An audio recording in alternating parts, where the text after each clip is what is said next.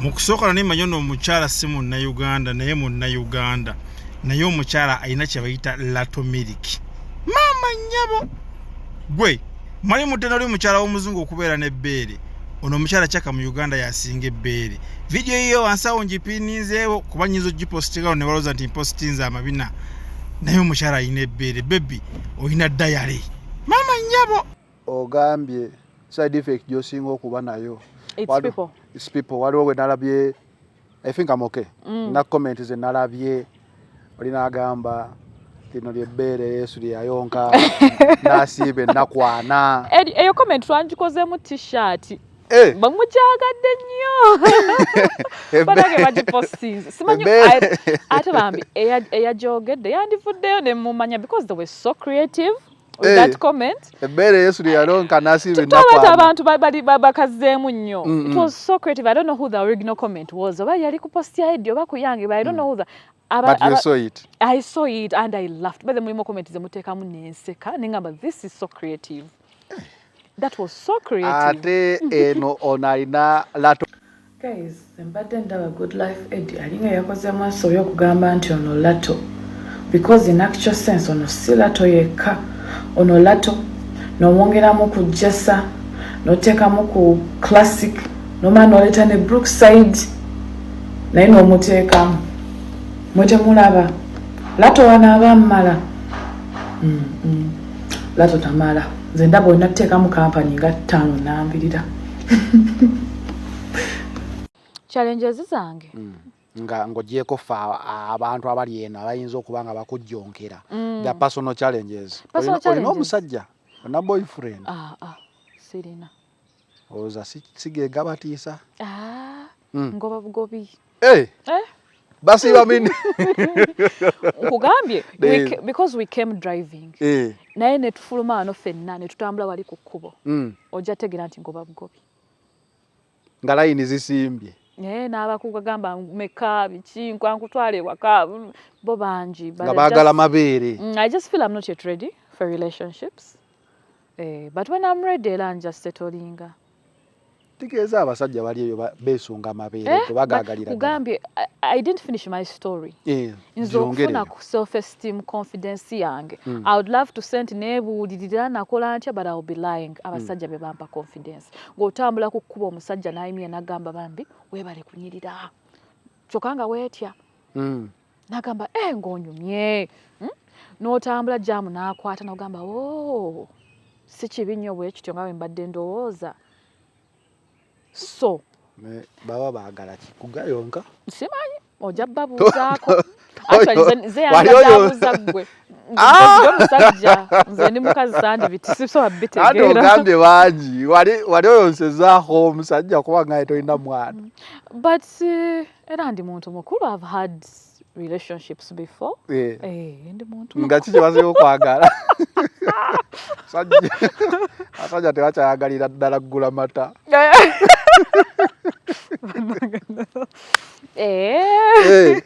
Bojje bali baagi ngoba bugobi nga bonna baagala ku mabeere. Nkugambye nze ne ku kkubo sikyatambula.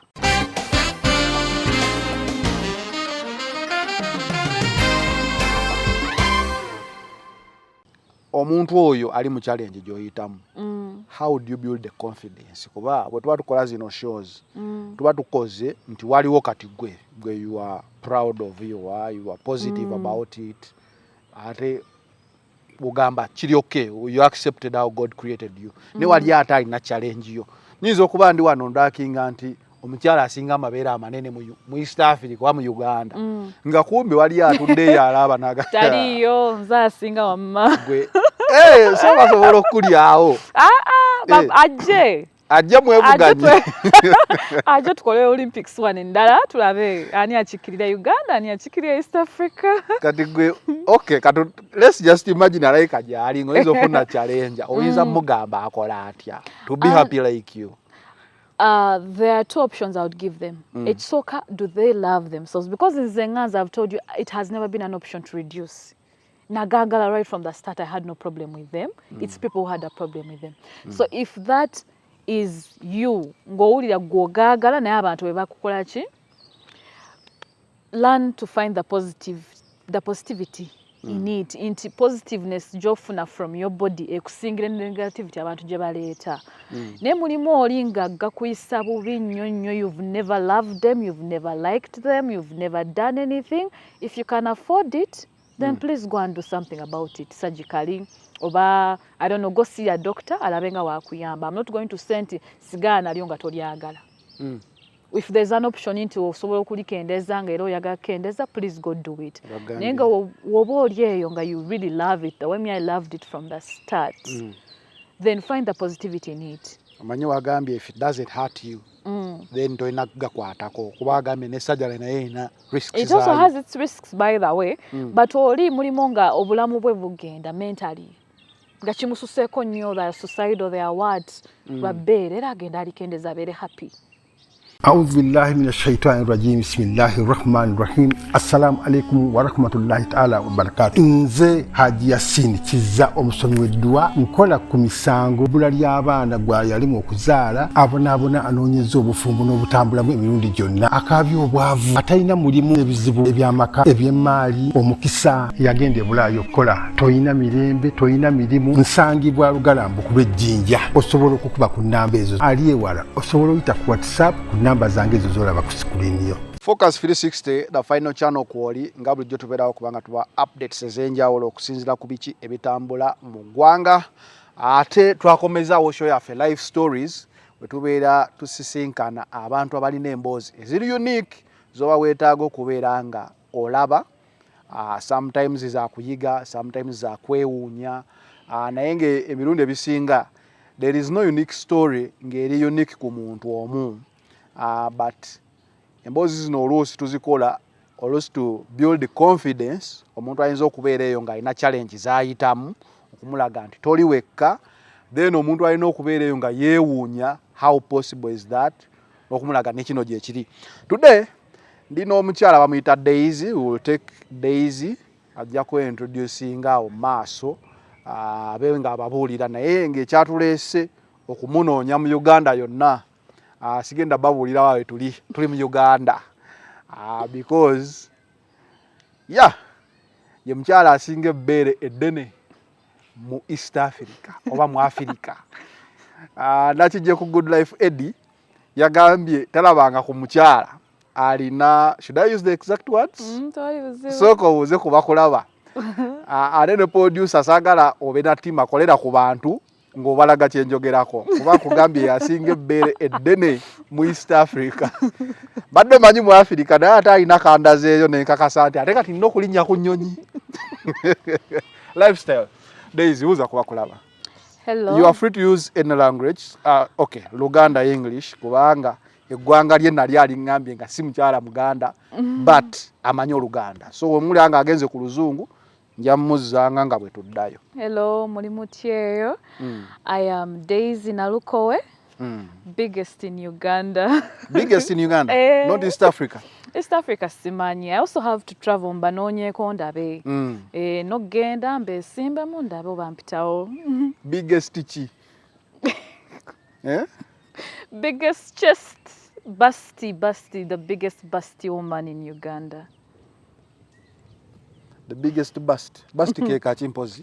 Bust ge mabere. Amabere bagayita bust. It's a decent way of saying mabere. Oba toyagala kwesa bigambo ebimu ebitali. Ate breasts. Breast is also, very regular.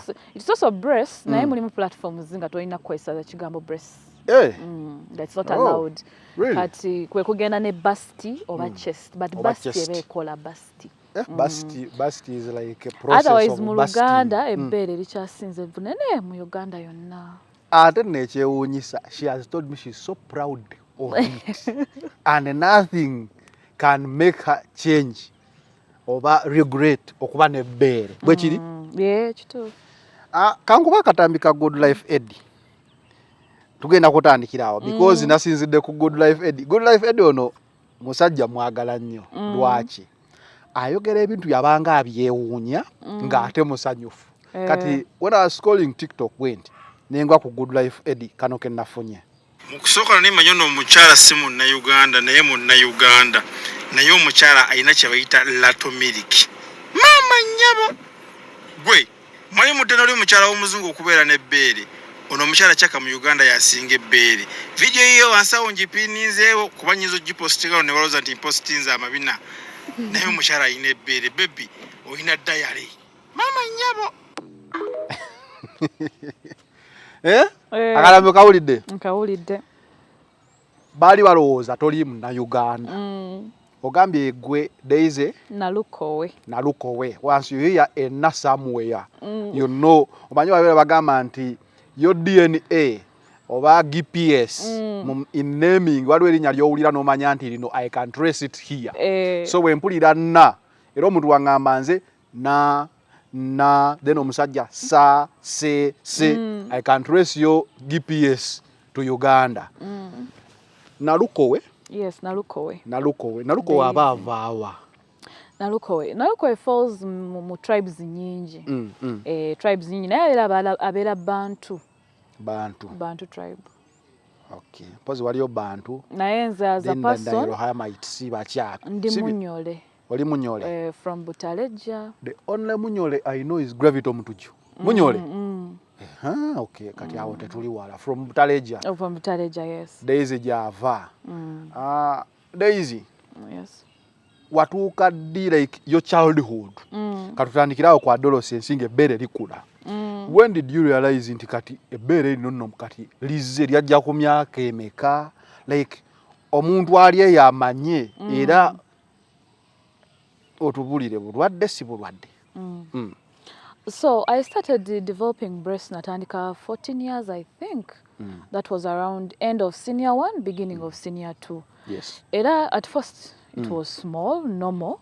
But one thing that I remember, because so many years ago, naye kyenzijukirako kiri nti mu mwaka gumu lyali ddene. Still not as big as it is right now. Naye nga liringa eryayika buyisi. I don't know how to say it. Tobangako natutu. Naliko nalyo naye katugambe nti for just like months. It was just months, like within 1 year, chemanyi nti within 1 year, natandika developing a breast beginning of, let's say, senior 2. But by senior 3, mumakati awo towards the end of senior 3, already done. Again, okuyingira senior 4, you really see I stand out ku ssomero. Yes, nga olaba ku ssomero already I stand out. So meaning lyajja late, because era abantu abasinga by senior 1 bali balirina, but eryange lyajja late, but within a very short period of time lyali ligezze nga ddene. Nga ligudde. Nga ligudde, kale nga ligudde. Yeah, that's what I remember. Then by then I didn't see any problem with it. Samanya nti maybe it was a condition or anything, because ane mama wange ebbeere teryali ttini. No, of course, I didn't know kati, but it wasn't small, and I've always looked like my mother. So nali nsubira nti nja kuba na kifuba ekinene ng'ekikye. So it wasn't alarming mu kutandika, except nina we natuuse like maybe 4-5 years ago, and I realized dikyakula. That's when I realized, oh, kati it's no longer. Ebiseera ebisinga ebbeere we ligwira. Woba oli mwana muto, people might start thinking you are misbehaving. Okitegeera. Mwana oyo nno alabika yeegaba mu bavuuka. Then wobanga oli mukazi mukulu, people start saying yayonsezza. Ebbeere ne ligwa. Ogamba mu senior 3.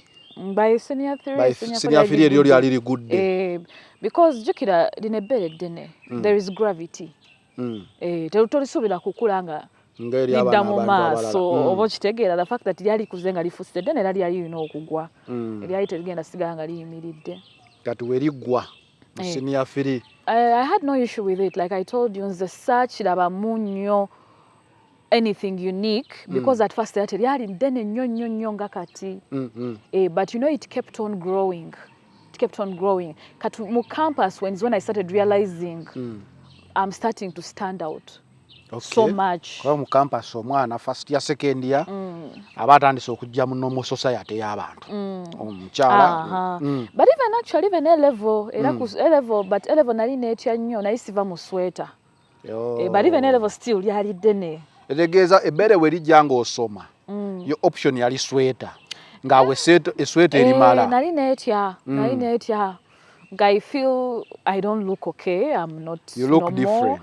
Nga njagala kufaanana nga bali abalala we bafaanana. I wanted to look like them. So era nali nasichamanyi my whole level nasiba mu sweater.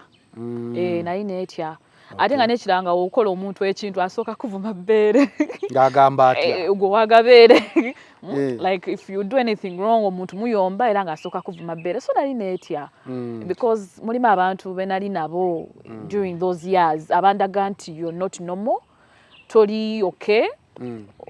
Bulemu, something like that. They showed me it was not good. So nali netya. So nga bakikuvuma nga a sweater is your refuge. Ngakati ntya nga nekweka. Batakula tegeera. Ate by then era teri alidde nenyonga because sawa zino newe nekweka mu setero bondaba.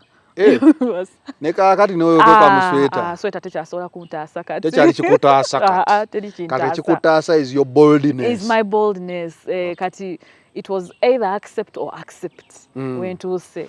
So oyingidde sweater okwesa ebbeere campus distance ovaayo. Kati campus is where I actually started getting my confidence. Into campus of course now already lyalidde naye nga wembagamba not like right now because lisigala likula era yandaba campus nandaba katayinza obuza nina kye nakoze to make it bigger naye nga it just keeps growing. Kati wenyingira campus I start getting my confidence how nga wentambula ku kkubo banange ngo olaba omusajja agenda gwa na mugundi nga buli omwaka kutunula kyemade ngenda okugamba that when you are growing up abawala there is a time hips wezitandika okujja because olumu tubeera ntugamba abantu bwasoba ne gundi teyalina hips but it is genetic ku myaka omuwala waliwo time weetuuka ng'ate waba talina bbeere aswala era nga bagulaaga amabere ge bambala n'abuzaabuza kyokka ate waliwo time wetuka kati nga bwoli nga wali wagamba nti wayambala esweta so ku campus kati ebbeero lirina gwe kimuli kya campus n'ebbeere eryo sali kimuli as such nenga wentambula kukubeera nga bujjamu bukwata abaleekaana ababoddo bamanyi bakuba enduulu abagwa ne bagwa mu bikopo bakuba enduulu and it wasn't negative attention nti maybe banvuma ng'olabira they are amazed kata wenatandika ogamba so it's not such a bad thing. Yes, kale kiyinza okuba nga tekiri normal, but it's not such a terrible thing. Wenatandikira okulowooza in that direction. Manyi ba guys naye tubeera ntoga boy kiddemu ekyo kirina ebbeere mutima enjogera eyo kitegeere so maybe ku campus abantu baali bagamba era nga bayimiriza emmotoka ne bambuuzaako nga bayimirira ne bagamba nange webale kunyirira nenga by then sekkirizamu nga ngamba bannimba is it real nenagenda mpola nga nkola ki nga nvaayo so when I finally got the confidence nasalawo let me use it for something oba kitegeera nengamba kandage ensi. Of course it was a process when kyogerako and it looks like it was easy for me to get that confidence naye tekyali it was a struggle. Omuntu alaba ebbeere lyeri like I've seen your TikTok videos waliwo ka video nga oli mu yero nasoose nenkalaba nga nvudde wa Good Life Ed nengamba alabika alina bye yataddeyo then waliwo akalala ke wakola ng'ogamba tunula wano gwe tunula wano kati ekituufu wakateekako nga wogambye nti buli muntu abeerako n'abakyewuunya so I think I was among those people abaali beewuunya tunula wano totunula wano tunula wano I was like actually they're talking about me ntunule kyagamba ndaba ebbeere wenira neŋŋamba naye TikTok eno ereese bi effect awula kino ki effect ono oba yakyagaddeko ki era nze okunoonya nali mmanyi nnoonya muntu agenda okukawadayizinga agambye effect because tulabyeko okwo abakola zifeesi abakola bbeere abakola hips so I thought nayo filter gy'okozesa actually ku simu baziyita filter mu kamera ze bayita effect oba editing kati nze nga ndowooza kika kya filter naye wankakasiza nti jangu nazze waleeno naye nagambye kanjivuge because aba Final Channel balina okutegeera ekituufu then nga balina n'ebibuuzo bye neebuuza wenkulabye bwenti nga naakapaakinga ekisoose mu mutwe gwange sivuze ya bwereere it's real kati awo because if it were filter madde nvuze enkalu but still I would ask you lwaki okozesa filters lwaki but wano it is real ate kati mu life stories twagala stories nga ziri real nga unique kati bwe nkulabye bwenti the way you walked yakuba ofaananyi bungi engamba oba gamumenya oba does she have chest pain like nze bibadde mu mutwe gwange n'ekirala neŋŋamba are they real are they natural kale they are real tuziraba but of late amabeere ago gaddala we gaba gaddala gafuuka gati ago okwawuka ku bakazi abalala So there is kino kyona akakyesomesa recently like a few years back nkugamba at first I thought it was normal, it was okay, naye nina we natuukira nendaba nti ate gakula nnyo like just 1 year difference ngolaba gakuze nnyo naye nga tegannuma I had no problem with it, I had no health concerns naye nga just ndaba size yeeyongera ate nga I was losing weight. Omanyi omuntu nga you're losing weight omubiri ogusigadde nenge ebbeere lyo lisigala either liri same size oba lyeyongera ng'ebbeere likunywa kweggamba. I was losing weight intentionally. Oh, I was dieting weight and doing workout biki because nasooka nendowooza nti ebbeere lijja lwa bunene. Wali munene? Nali munene. Kuba omuntu akulaba eri ng'otudda ayinza olowooza oli mukazi munene. Oli munene mu kifuba kyokka wansi oli mutono olinga sayizi yange oli kifuba kyokka oli bwoti. So nali munene so nendowooza nti kyabika lina ebbeere ekirireeta ki bunene kugejja bunene so but I started losing weight for myself since nali losing weight okukendeeza ebbeere but I thought because I'm losing weight nalyo ligenda naye what was surprising is nali nsala weight nenge ebbeere lyo lyeyongera bweyongezi oba nga lisigala we liri so I decided to do some research when nasangira nti there is a condition called macromasia. Kati macromasia oyo nti when I was starting puberty mulimu hormones omubiri ze delegating anegamba genda okuza ebbeere zezo hormones bagamba genda okola ebbina okuza ebbeere wano kolawo bwoti musajja kulebirevu kulebirevu so those hormones kati zange tezamanya nti puberty ewedde katukome zo zisigala busiga zikola ki ziryongera kyogamba next year nakunoonyaako ebbeere ligenda kuba lisingaawo era abadde bangoberera on TikTok for some time mugenda okulaba nti my videos from 2 years ago na zino ze naakateekawo kati there is a very very big difference. So ekya sajjala ekiri ruled out kuba it's not ruled out ngamba okukola sajjala ebbeere ogejja because we have seen people abagenda okugeza amabeere gaabwe ate n'ekirala ebbeere erya sajjala liyimirira singa liri wano bwe liri pointinze naye olaba lino ligudde liri natural because this is all skin temulimu what is that thing called kye bateekamu silicone that silicone implant temulimu implant kuba ate woyogedde n'enditunuulira it covers your stomach tosobola laba lubuto it depends on how I'm sitting naye olumu wentuula era gatuula muno wojjako akaleega gatula si kaleega when I'm wearing something free ekitankutte nga bino t-shirt yes gatula ku bisambi yes ate erya surgery liba liyimiridde lyandibadde lindi muno pointing bwe liti yes terigwa lyo lya surgery. That's how you tell a real and what a natural and surgical breast. So agago gali natural gagagwa. Yes.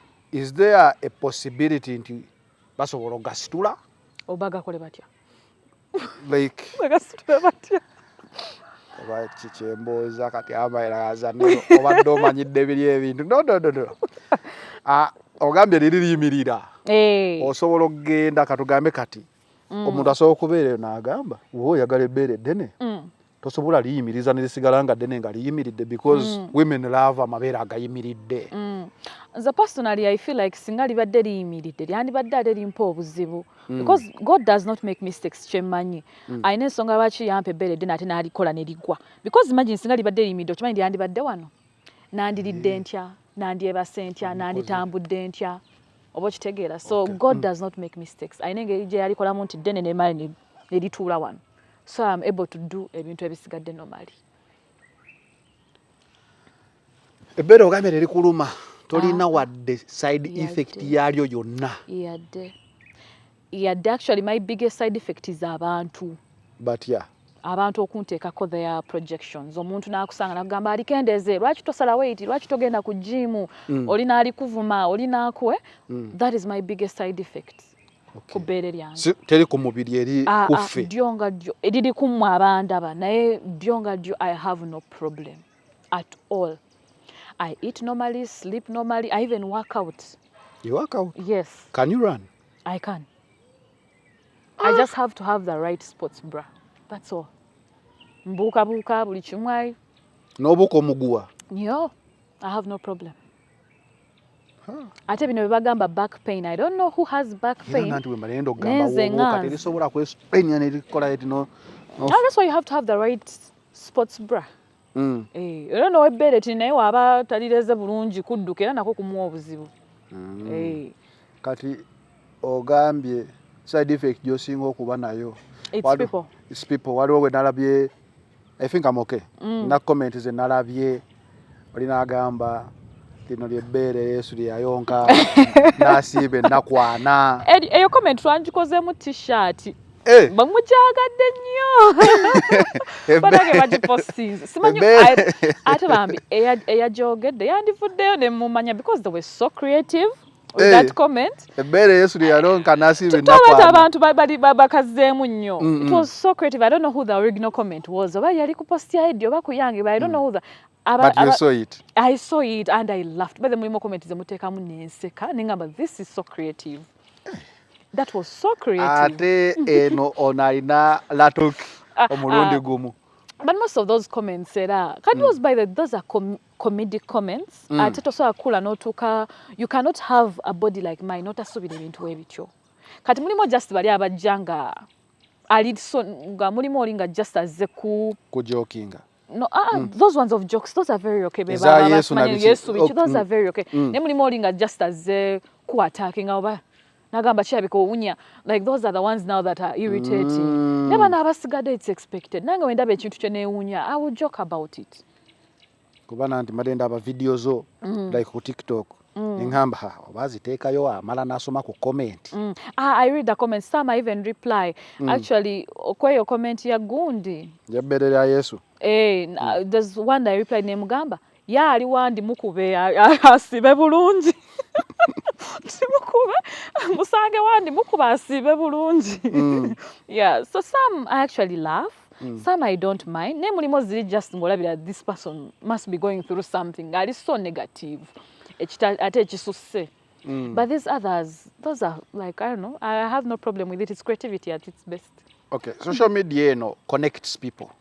Like, woba olina ekintu, you a Man U fan or an Arsenal fan, woteekayo fellow Arsenal fans come. Gwe woteekayo videos zo, are there people, kuba kyemmanyita ekintu nga okirina wekka mu nsi. Are there people abalina obuzibu bwa hormones zo nga wogambye it's a genetic? It can be genetic, but also it can happen to anyone. Oyinza okuba nga you're a girl child that onabiyita mu puberty and it happens to you. It can happen to anyone. It's rare, but it happens. But also mulimu genetic factor. So it's both genetic and non-genetic. Meaning oyinza okubeera eyo and it just happens to you. Nononya mu family nga gwe kalirina. Nga gwagalina, then also it could also be genetic. Then waliwo otuna mu family nga mulimu koko abayitamu omanyi kitera okubeera mu family nga ya either giant like beeru yeru balina ennyindo ezifaanana like kati nze waffe era nze ze kaaliyo but my mom like I said tegaali matini but hers was normal big tegaatuuka ate ku level eyange so then I cannot say if it's genetic or not. Okay, ku social media waliyo wootekayo videos zo waliyo abantu abalina amabeere agali mu size yo Uganda buli complaining abannange they are complaining for no reason. Omuntu ajja munagala nagamba nange nina ngakogenda omutunwako nga bambi ayitanga no wewat nga alina katono nga mukubisaamu nga mirundi 5 but besides Uganda aba Nigeria gene eyo bayabakwata nnyo. There's a lot of Nigerians ate abasinga bemmanyi bansinga nako. I'm the small one in the group. Mbamba genze munze mutini mu group eyo. Nigeria. Nigerians and Ghanaians. Gene eyo bagirina nnyo. Era that's why most people balowooza nti ndi mu Nigeria. Oli kyavudagamba bulijjo simanyi tono omukyala mu Uganda. Most people suspect me to either be mu Nigeria or mu Ghana because be basinga okubeera n'amabeere amanene. Onyumyako nabo? Nina benjogera nabo era I'm planning to meet them. Tulabe. naye bo banene basingira ntidda no bagenda mundabira ddala bagenda gamba kiki kino bw'ogenda mu bo oba upcoming obeera upcoming bagenda gamba twaleese kiki kino maybe kuba okyali muto because abantu bwe bakulaba era bali mu age group yange waliwo ayinza okulaba eyo by the way omukyala tannazaala nabadde mubuuza amabeere gagezze omaze kuzaala oba she's actually in her 20s kati tebereza wanayingirira 40 oba 50 naye okuzaala kuba bali bakulu oba nabo batonga bato because oli omunene nnyo gwenkulaze she's also around my age tanaba kweza 30 so that's meaning I may never be as big as her no matter how much they grow manyo bakusingako ku myaka ate bansinga kino kyekiri ku myaka it's just on your hormones hormones zo zezigamba nti kati tumwekolemu omulimu so yasina kukeera n'enkya nga zalekedde awo nga zanotisinze actually that's why bagamba that giving birth either it can reset your hormones ezo zibadde zitawaanya okukuzaala kuyinza oziresettinga ne gakomaawo oba ne acceleratinga challenges sizosanga n'amabeere ago challenges zange nga ngogyeko fa abantu abali eno abayinza okuba nga bakujjonkera the personal challenges olina omusajja na boyfriend sirina oza sigega batiisa ngoba bugobi basi bamini kugambye because we came driving naye ne tufuluma wano ffenna ne tutambula wali ku kkubo ojja tegera nti ngoba bugobi nga layini zisimbye n'abakugamba meka biki nkwankutwala ewaka bo bangi nga baagala mabeere I just feel I'm not yet ready for relationships but when I'm ready era nja settlinga Tigeza abasajja bali eyo besunga mabeere tebagagalira kugambye I didn't finish my story nzofuna ku self esteem confidence yange I would love to send nebuulirira nakola ntya but I will be lying abasajja be bampa confidence ng'otambula ku kkuba omusajja n'ayimye n'agamba bambi weebale kunyirira kyokanga weetya n'agamba ng'onyumye n'otambula jamu n'akwata n'ogamba si kibi nnyo bwe kityo nga bwe mbadde ndowooza so baba baagala kikugayonka simanyi ojja babuuzaako ze yangazabuuza gwe omusajja nze ndi mukazi sandi biti sisobola bitegeera ate ogambye bangi wali oyonsezaako omusajja kuba ngaye tolina mwana but era ndi muntu mukulu I've had relationships before ndi muntu nga kiki baze okwagala asajja tewakyayagalira ddala kugula mata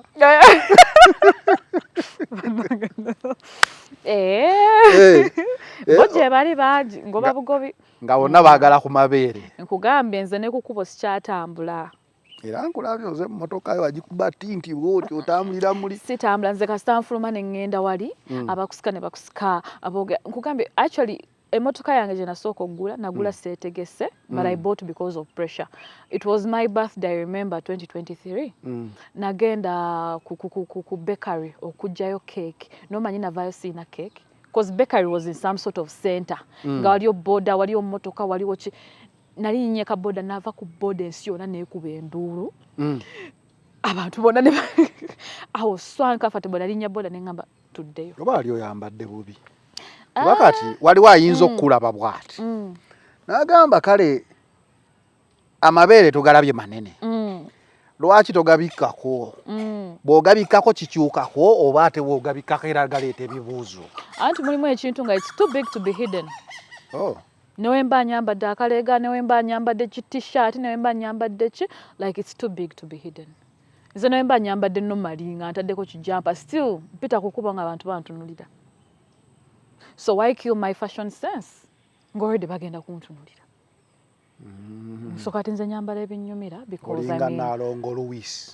because I mean guno mbiri it's here to stay kwambala mini ye kuba munene because exactly amabeere they're here to stay for the rest of my life sigenda gamba nti gagenda next week nyambala ebyenjagala kati ogenda mu boutique gopimako wano nze I only buy stretching clothes waggulu I only buy stretching clothes sigula lugoye nga telu stretching that's the solution I found to clothes because nengoye nazo zibanzibuza kufuna but you opt for stretching clothes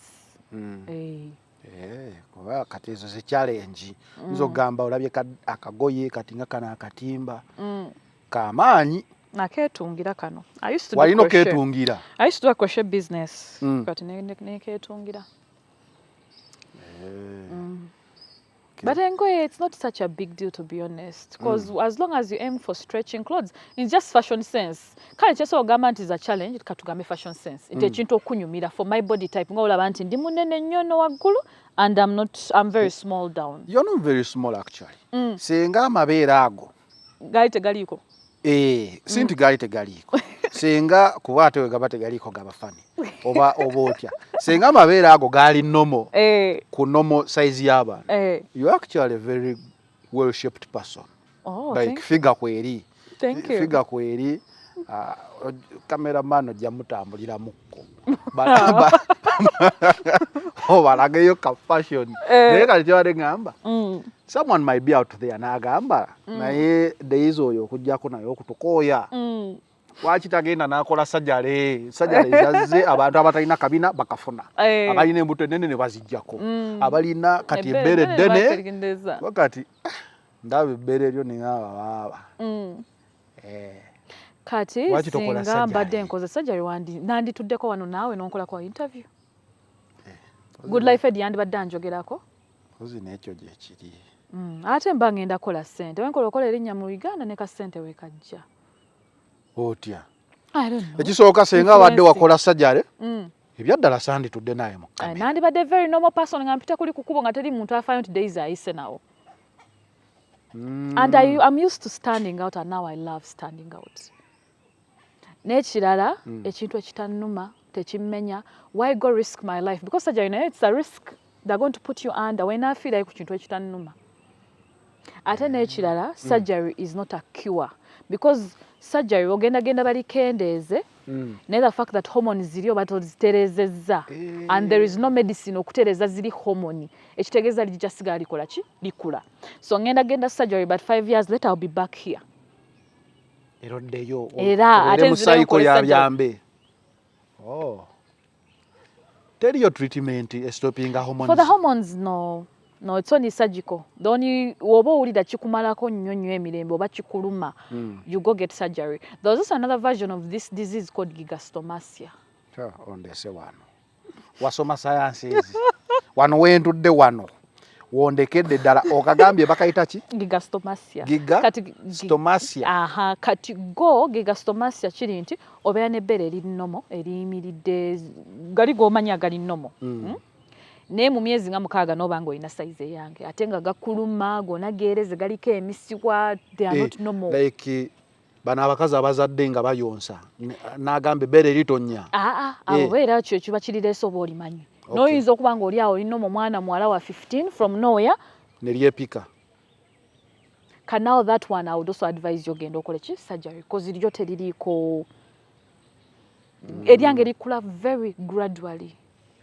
Oba kitegena naye liri in 6 months biki ate liba likuluma. It's not normal. Now that one era you have to go get surgery because it is ate boy it's a disease nti liba limuluma n'omuluma. Where you are normal. I'm not normal. I also have a condition, macromasia. Nti condition eyange tempisa bubi. Oh. It's calm. Besides the effect into public image and your self-esteem, teriko those nti bali kuluma oba ki. Ndabyeko abantu nga God created us differently. Once you have something unique about you, mu era eno gye tulimu, it depends how creative you are. I'll give you an example of Tengetenge. Tengetenge amaaso ge, omutwe gwe, he found a way ogufuukamu influencer. N'akolera ddala ssente. N'alina ennyonyi bangi nnyo abantu abalowooza nti bali nomo ze batannalinnyako oba ze batalirinnya. Yes. You, when I see you on TikTok, sinnakulaba nga influencing waki. Sinnalaba kampani za buleega aba kampani za buleega waza stretch anga zikuwa obulango. We okola ki like why do you come ku social media? And what is your main goal? Era ntandika butandisi social media, like I told you, TikTok, I'm just back. Era katulabe how it's going to go. When weba nachifuna mu ntandika butandisi. I've not been on social media, TikTok, kati nzija bujji. Hopefully I'll make some money out of it. And but also I hope I will inspire abantu abamu ali eyo nga body image is suffering, abantu bamulaze nti you're not okay, abantu bamulaze nti, you know, that is also a positive thing to do. Now if I get money from it along the way, well and good. But for now, abazungu be bampa ku ssente. Abazungu bakusanga kwa ssente. Era bandaba ku online nagamba munakankwe ku ssente. Omuzungu akola nze nga teri muzungu ampa ku ssente. Ofaanana nganzo ine ebbeere.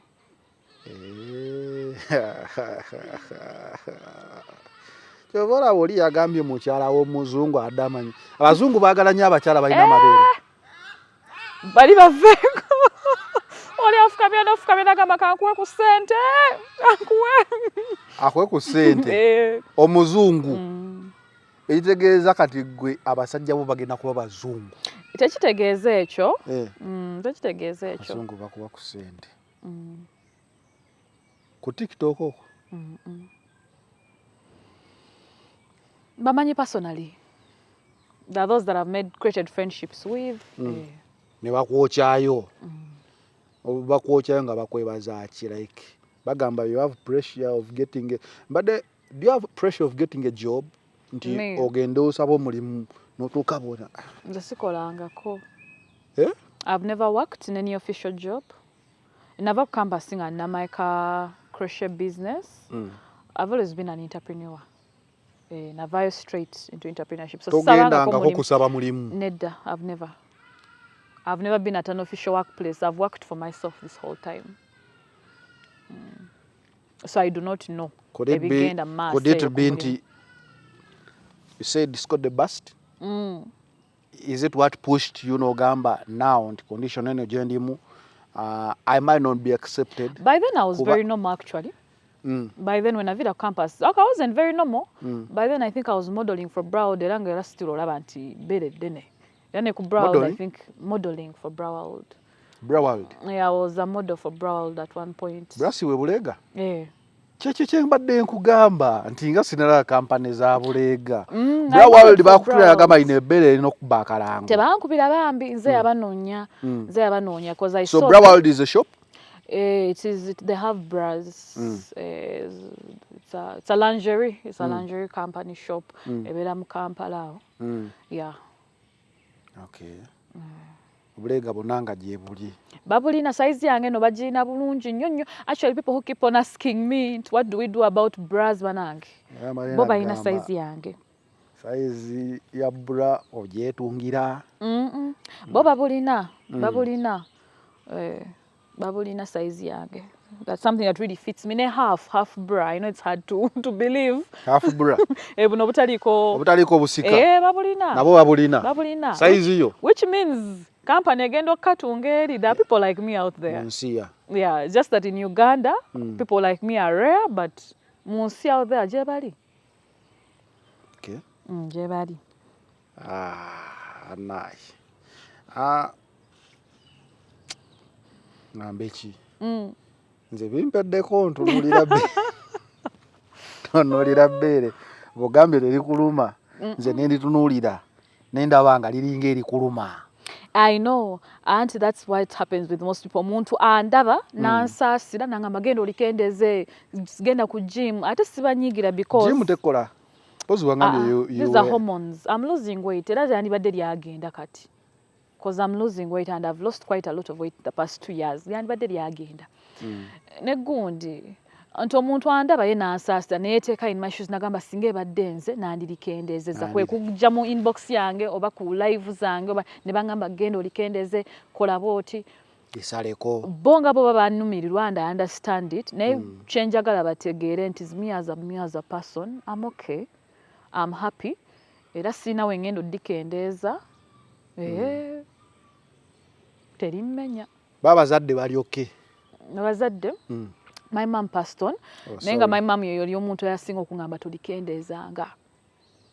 awo mu adolescence nga alaba litandise okusuka nomo, and she was worried about me. Yali alowooza oba nja kugenda ngezeko okukola ebintu era ngamba your breasts are okay, don't reduce them. Then by the way, even when abantu we bali even when I had very low self-esteem, salowooleza mu terms of reducing. I never thought in terms of reducing.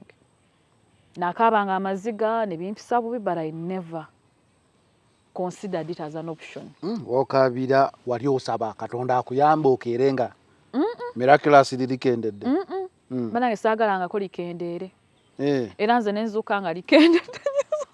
Nze nozirika. Oyinza nozirika.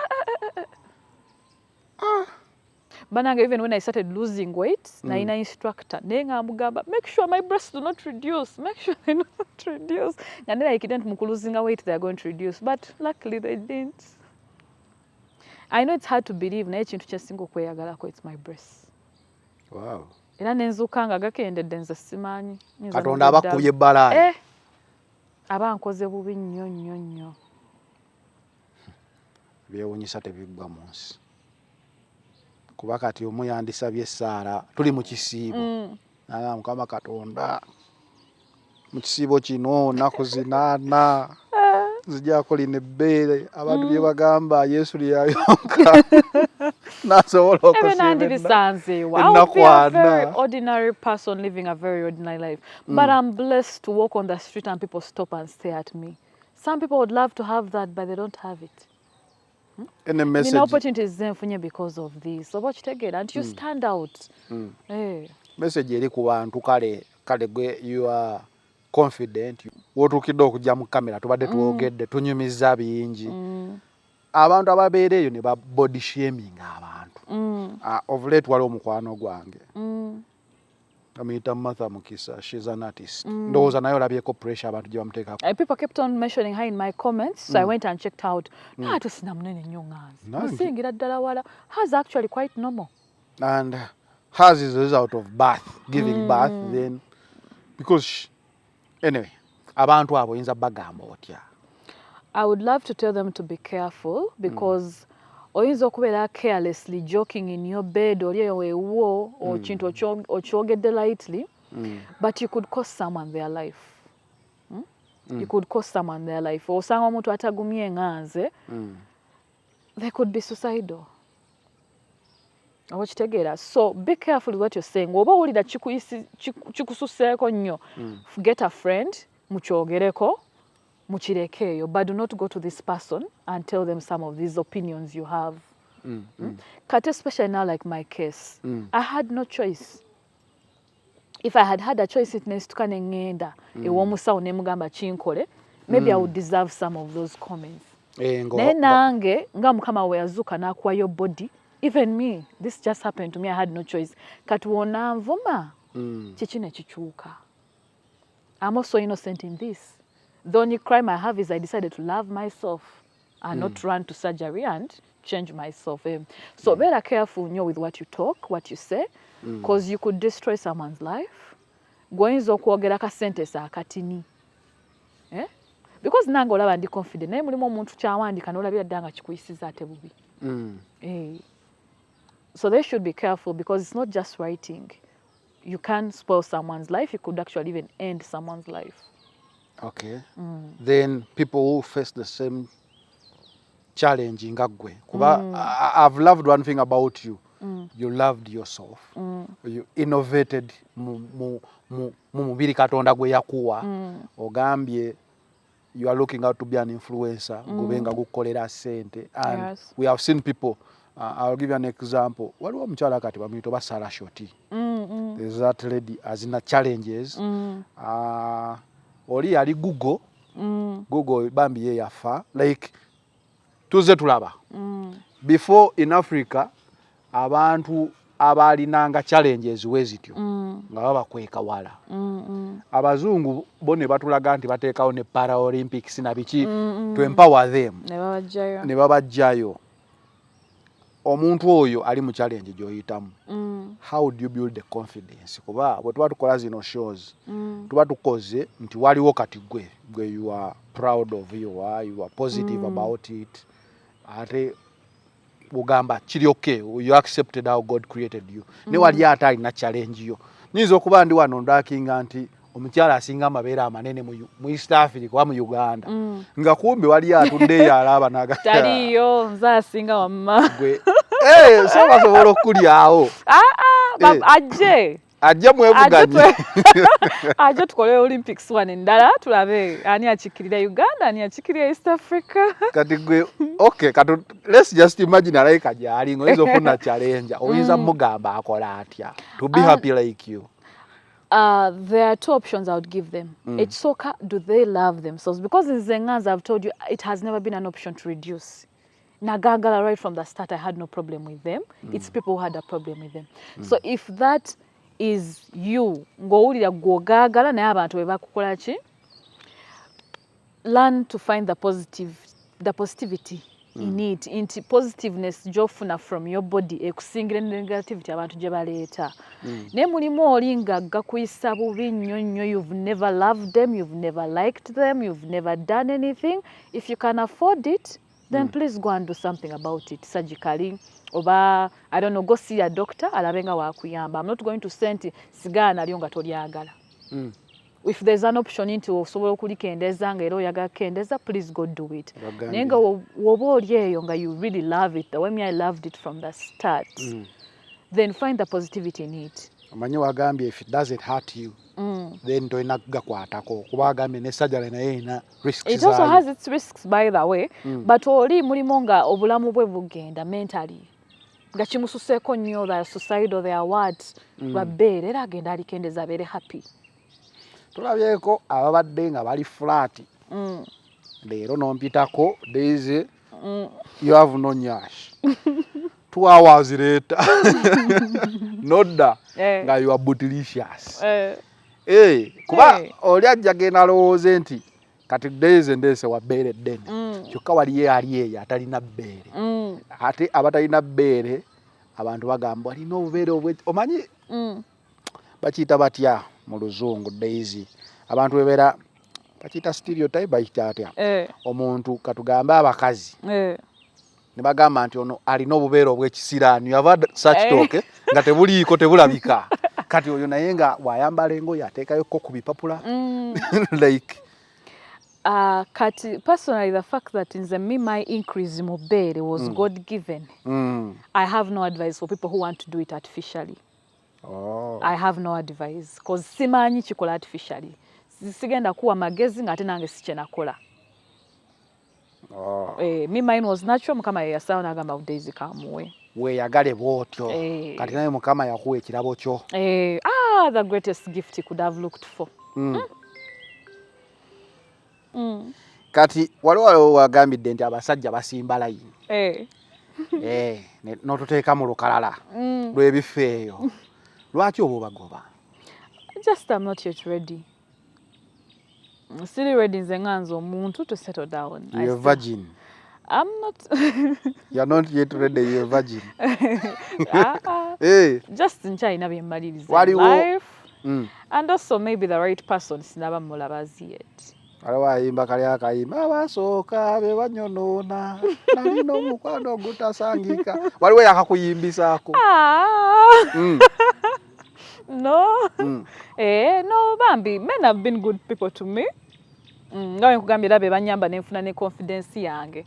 Ngoli Bambi, they take their time, pack their kane bagamba munange we bali kunyirira. On a day when you feel like abantu bantunidde nnyo banzireyo waka. So men have been very good people to me. But just first of all, I'm not yet ready to settle. You are still jumpy. Kwekyo tomanyi we nafuna omuntu omutuufu, he will make me ready to settle. You are not yet ready to settle. You are still jumpy, or you are not yet ready to settle. You are still doing something. I'm still doing things. Njagala omusajja nsange nga nange nina bwe ntuuse. Waliwo oli wakubuuza nti webale kunyirira maama. N'omubuuza kiki ensinza okunyirira. Ansa nebeetya. Bale sibabuuza because mba amanyi kye bategeezezza. Ate kati omusajja omukulu apaakinze moto yakugambye ate omuzze mu ebyo. Omugamba neyanza ssebo. Kiki osinza okuneegombako?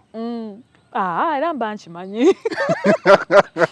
Era mba mba nkimanyi I don't see why mba muyisamu ebyo byonna. Ekitegeeza wakugambira nyawo nsaba kwogerako naawe.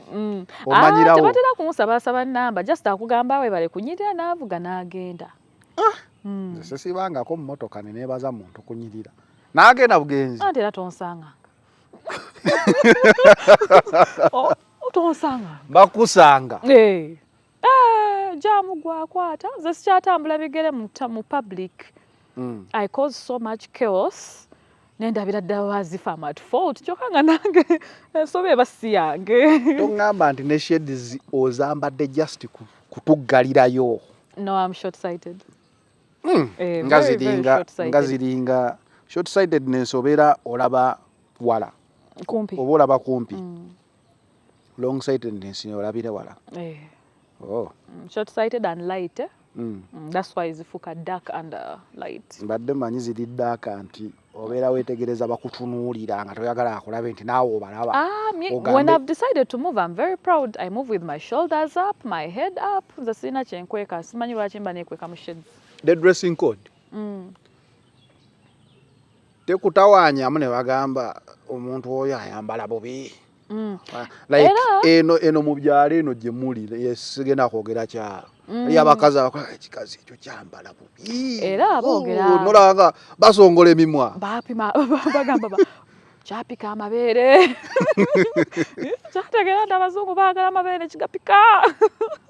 But ennyambala kiringa omuntu omunene wayambala akantu akakoma wano. Aba ali so naked compared to a skinny girl aba akambadde. Okitegeera omuntu owatalina bbeere eddene wayambala ka vest talinaamu buzibu. But when it comes to me, it's kale kangambe I easily look indecent. I easily look indecent. Nawe mba ndeseeko bulesi wano wenti. Kati ni bwe kati. Pozi wano abakyala bakayita kavi biki? Cleavage. Cleavage. Kati gwe tokaleka. No, kalekera oba okalese oba tokalese it's the same thing. So nze nasalawo nyambala ebinnyumira. Because oba oyambadde akaleka oba tokambadde era ligenda kulabika abantu bagenda kutunuulira and people are still going to think you're indecent.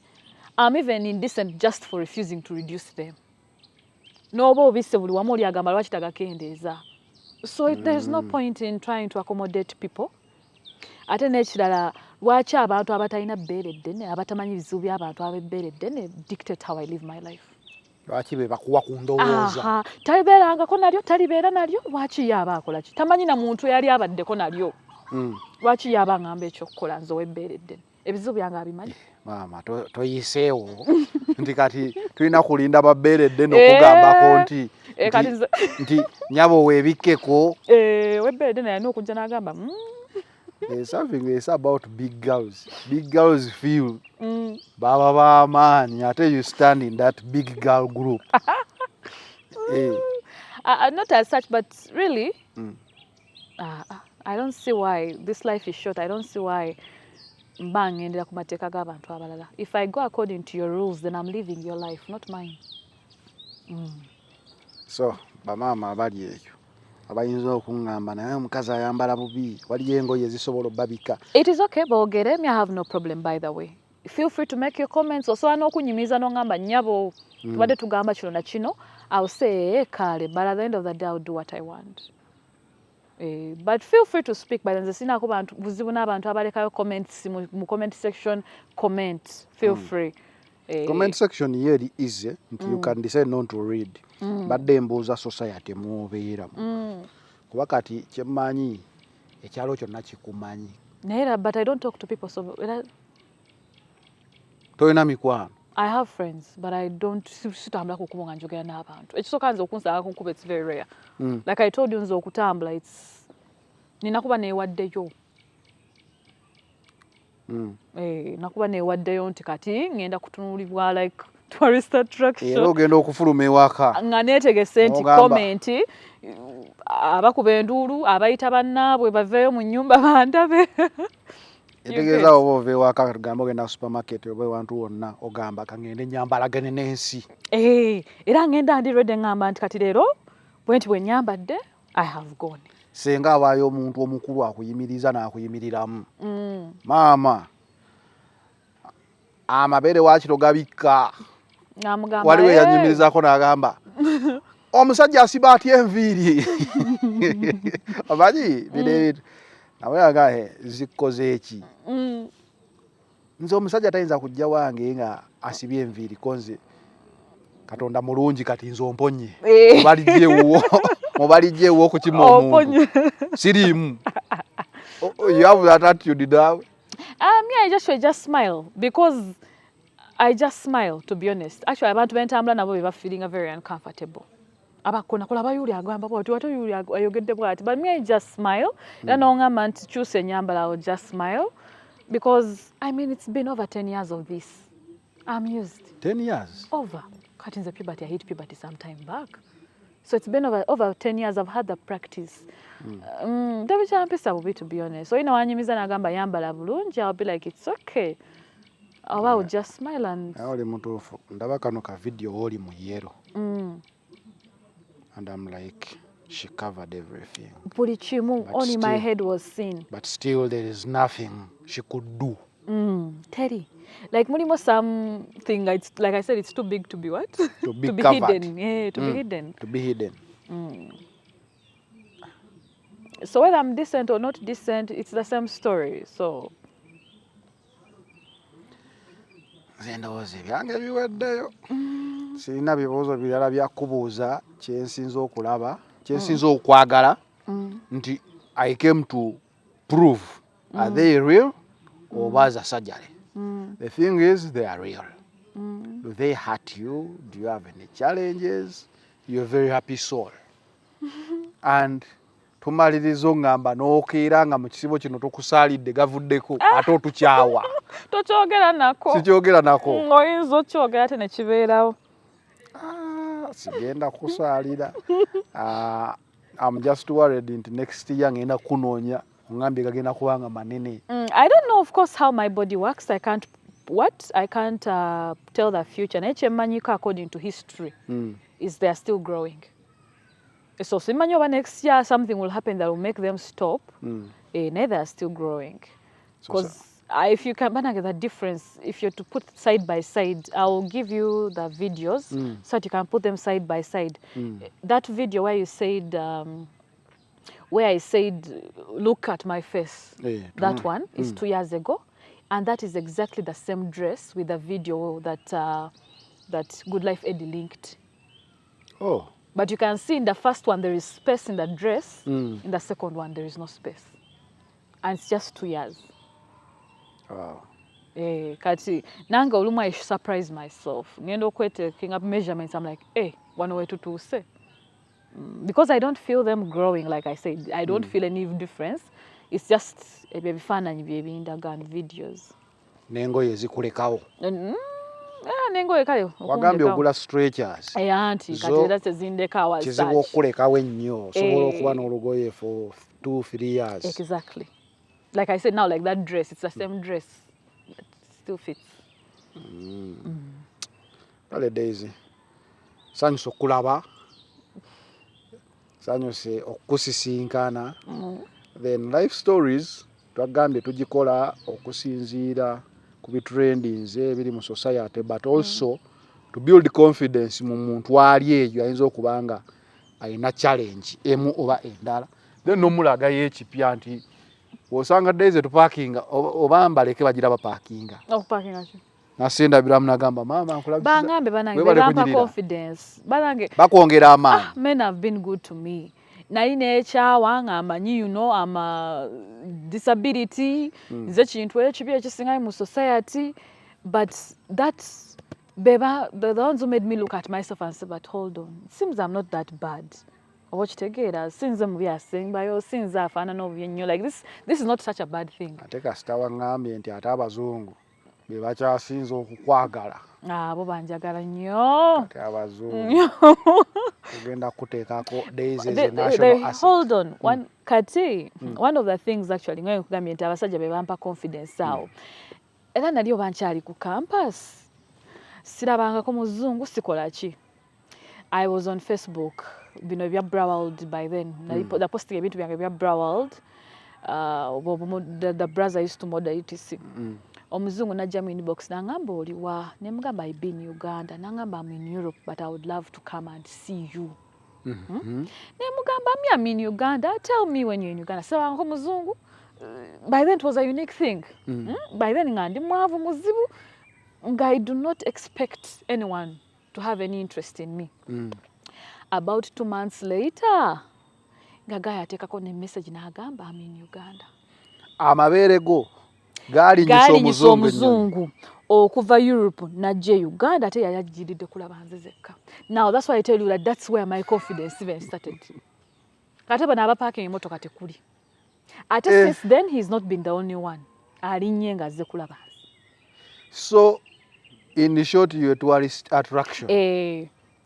Choche Uganda nsaba kwatidde gundi. Omuzungu alinnye ennyonyi. Yajja najja n'atuula n'alaba amabere bw'ati n'agamba yangamba ali kwa Kasha. I was even in shock. Ngamba bamufere ngenda kugwa mu bafere n'agamba please I would love to see you. Kati nafuna wa boda gwe mmanyi ne mugamba tu I even didn't have money for border. Ne mugamba tugende kwa Kasha wali omuzungu angambye ntazze ne tu ogenda sigala nange. Oba tetumusanzeeyo nga tukomawo. And is my very good friend up to today. The border the muzungu. Muzungu. Yagala bakubulabi. Just yajja n'agatunulako n'agamba I'm finally seen. N'ali nnyonyi n'addayo. Simanyi, you fill in the gaps, Nelo. There are gaps there that I have to fill.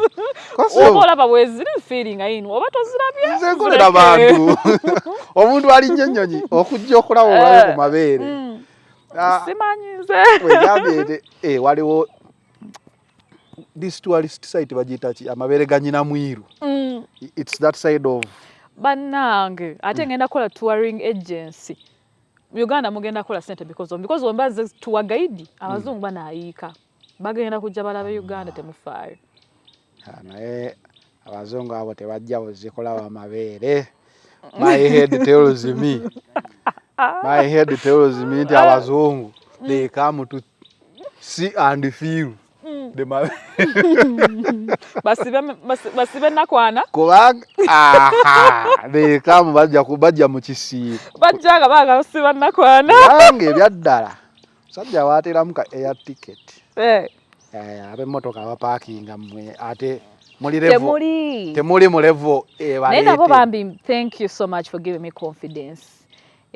Bampa confidence bana I had very low self-esteem. Ebere lyongo nali njagala naye nga abantu bandaga nti which confidence can beat a plane.